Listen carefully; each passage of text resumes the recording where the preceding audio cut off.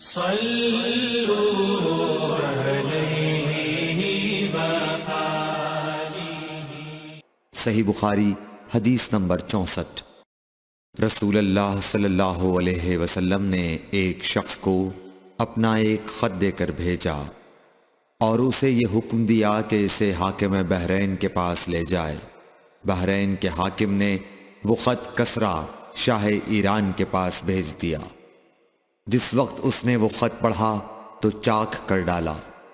راوی کہتے ہیں اور میرا خیال ہے کہ ابن مسیب نے اس کے بعد مجھ سے کہا کہ اس واقعے کو سن کر رسول اللہ صلی اللہ علیہ وسلم نے اہل ایران کے لیے بد دعا کی کہ وہ بھی چاک شدہ خط کی طرح ٹکڑے ٹکڑے ہو جائیں۔